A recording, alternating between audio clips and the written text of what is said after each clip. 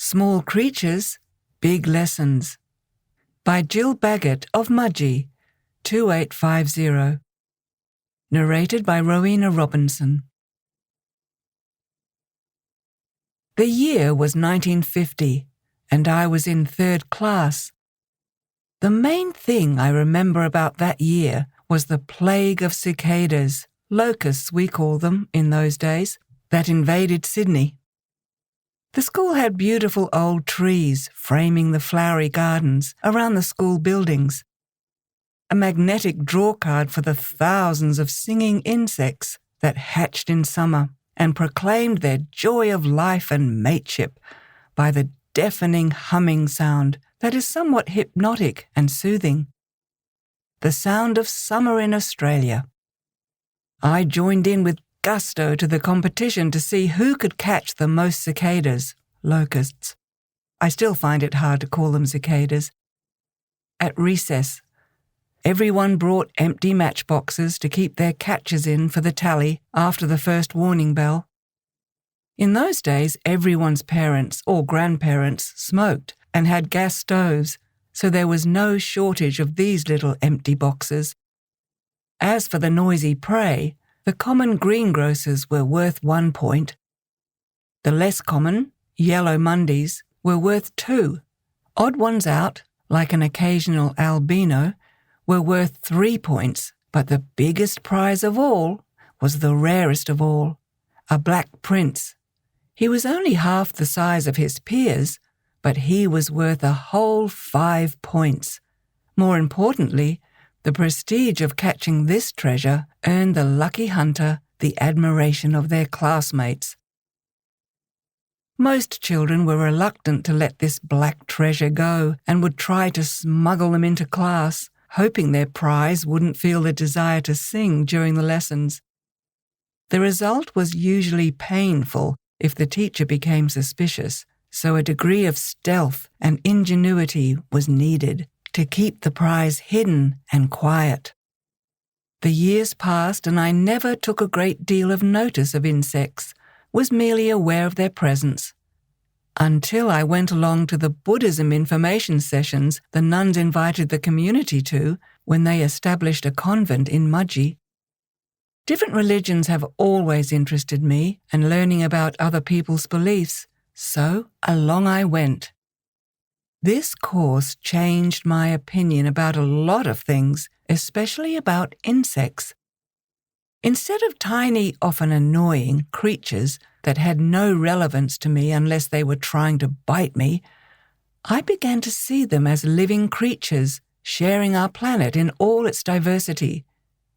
I began to watch them going about their daily lives and wondered at the engineering feat the spider in my shower recess was performing in creating his web, and the brightly coloured ladybirds that arrived in response to the thousands of aphids that had invaded my apple tree.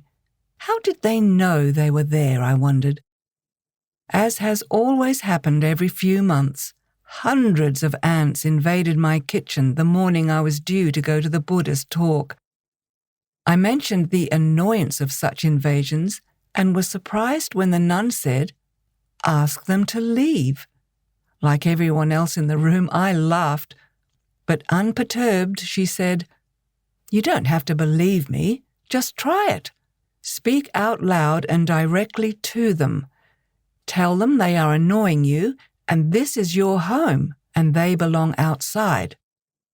So, on arriving home, I did as she said in front of my bemused husband and told him not to use the insect spray until the next day. He looked incredulous, but decided to humour his delusional spouse. Next morning, to the amazement of both of us, the ants were gone. I have used this method ever since when an ant invasion in my kitchen occurs. It also works for blowflies. When I reported back at the next information session, the unsurprised nun told us, if a blowfly gets into the house, we should hold a door open, call the intruder, tell it to follow, and then walk out the door. It works, believe me. The most surprising of all, though, was when I followed advice to spend an entire day trying not to harm any living creature. Be careful not to tread on ants when you walk. Don't brush down a spider web.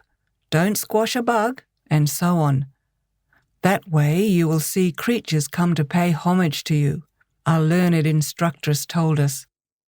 So I did it, really tried to be conscious of creatures and not harm any one of them, for a whole day. I had forgotten about it next morning when I sleepily went to turn the kettle on in the kitchen for a morning cuppa. There was my kitchen window completely covered in tiny black insects with wings, the like of which I had never seen before. There must have been millions of them. They were just sitting there, moving slowly around on my window. No way was I going to spray them with my new awareness of other creatures sharing our planet. So I made my cup of tea and sat on the couch to make a phone call. While talking to my friend, I suddenly saw a lizard, quite a sizable lizard, about 6 inches long. There he was, sitting up on his hind legs, staring straight at me, for all the world, looking as if he was totally aware of me and saying hello. The words came back to me. Creatures will come to pay homage to you. I was stunned, amazed that these things I'd been told actually happened, just like we'd been told. I had to go out later that morning, and when I came home I checked to see if my new friends were still paying homage. There was no sign of the flying insects or the lizard. Where had they gone? And how had they got into my house in the first place? I have no idea. But as I age, insects now have a different place in my life and psyche. The end.